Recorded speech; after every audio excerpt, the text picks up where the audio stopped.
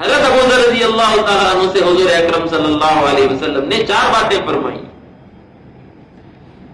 ابو ذر، سمندر گہرا ہے، کشتی کو مضبوط کر لو. کون سا سمندر؟ میٹیریلزم کا سمندر. دین کا اور ایمان کا سب سے بڑا دشمن وہ میٹیریلزم ہے. چیزوں کی محبت، دنیا کی محبت. میں نہیں کہہ رہا ہوں، اللہ کے نبی علیہ الصلوۃ والسلام فرما رہے ہیں. حضور اکرم صلی اللہ علیہ وسلم نے فرمایا، صحابہ کو پیشن گوئی کی، it was a prophecy that was given, کہ ایک دور ایسا آئے گا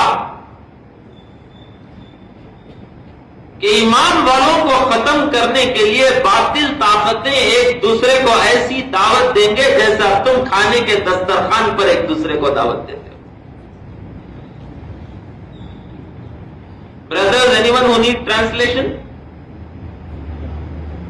No, everyone is understanding. Urdu گانے سمجھ میں جو کہ بیان سمجھ.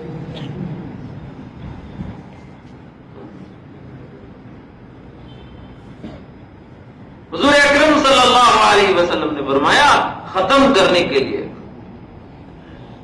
باطل طاقتیں ایک دوسرے کو ایسے دعوت دیں گی جیسا تم دسترخوان پر آؤ بھی کھا لو، بھی کھا لو، ویسا ایک دوسرے کو بلائیں گے. صحابہ چوکنا پریشان ہو گئے اور اللہ کے نبی علیہ الصلوۃ والسلام سے پوچھا، اللہ کے نبی کیا اس وقت ہماری تعداد کم ہوگی؟ ہم نمبرز میں کم ہوں گے؟ حضور اکرم صلی اللہ علیہ وسلم نے فرمایا، نہیں، بہت تعداد ہوگی، بہت زیادہ بڑی تعداد ہوگی. پھر آگے اللہ کے نبی علیہ الصلوۃ والسلام نے فرمایا، لیکن ان سب کو ایک بیماری لگ جائے گی جس کا نام ہوگا وہن. اس ڈیزیز کا نام کیا ہوگا؟ وہن. صحابہ اس نام کو سنے نہیں تھے،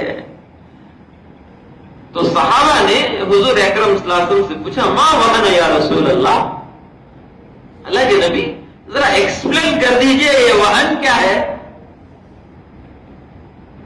تو حضور صلی اللہ علیہ وسلم نے فرمایا، حب الدنیا و کراہیت الموت. حب الدنیا و کراہیت الموت. Love for dunya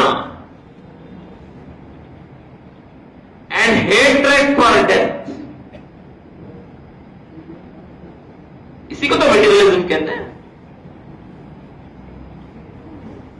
تو حضور اکرم صلی اللہ علیہ وسلم نے حضرت ابو ذر رضی اللہ عنہ سے فرمایا، کشتی کو مضبوط کر لو، سمندر بہت گہرا ہے. ایمان کی کشتی کو مضبوط کر لو، دنیا کے میٹیریلزم کا سمندر بہت گہرا ہے. ڈیپ اوشنز میں بڑے بڑے جہاز بھی ٹکڑے ہو جاتے ہیں. یہ جو ہم شور کے پاس جو موجیں دیکھتے ہیں نا، وہ کچھ نہیں ہے، بہت ہلکی ہوتی ہیں وہ موجیں. Those waves are very light. ان کے اندر بہت کم طاقت ہوتی ہے، اس میں ذرا وہاں آیا تو آدمی گر جاتا ہے پیچھے، اور وہ کھینچ کر لے کے چلا جاتا ہے سب کو اندر. لیکن ڈیپ سمندر میں، ڈیپ سی کے اندر جو موجیں اٹھتی ہیں وہ اتنی پاورفل اور اتنی بڑی موجیں ہوتی ہیں کہ بڑے بڑے جہازوں میں کریک پڑ جاتا ہے. تو دنیا میں فتنے ہیں، دنیا میں جھوٹ ہے. اتنا جھوٹ بولو کہ سچا جھوٹا ہو جائے. سچ بولنے والا وہ جھوٹا بن جاتا ہے. دنیا میں بے حیائی ہے، دنیا میں دھوکہ ہے. صرف ایمان بچا سکتا ہے.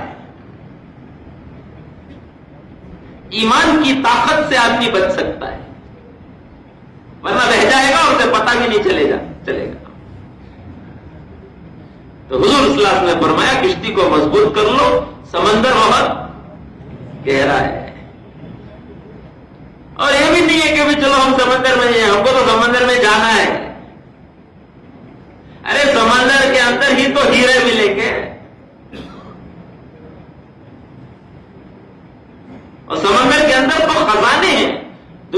اتنے خزانے زمین کے اوپر نہیں ہیں جتنے خزانے اللہ نے سمندر کے اندر چھپا کر کے رکھا ہے. تو کشتی مضبوط کر لو تو سمندر سے ہیرے نکال کر لا سکے. بچنے کے لیے ایک سو نہیں ہونا ہے، بچنے کے لیے سیکھنا ہے.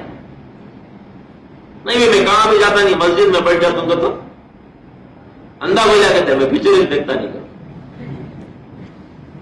اندھا کیا بولا کہتے ہیں میں آج تک سینما کیا مجھے معلوم نہیں گیا. وہ سن کو گھوڑا بولا کہتے ہیں میں تو گانے سنتا نہیں گیا کرتے. وہ سن کو گونگا بولا کرتے ہیں میں آج تک کسی کی غیبت نہیں کریا نہیں کیا کرتے. اسی دنیا کے فتنوں میں ہمیں ایمان کو زندہ کرنا ہے. دنیا میں جو نبی آتے تھے وہ اگینسٹ دا سسٹم کھڑے ہوتے تھے. ایک اسٹیبلش سسٹم ہوتا تھا، ایک رواج ہوتا تھا، ایک سسٹم ہوتا تھا، ایک کسٹم ہوتا تھا. وہ سب باطل تھا، سب خود غرضی والا، خود سب آزادی والا. اس کے خلاف نبی کھڑے ہوتے تھے اور اکیلے کھڑے ہوتے تھے.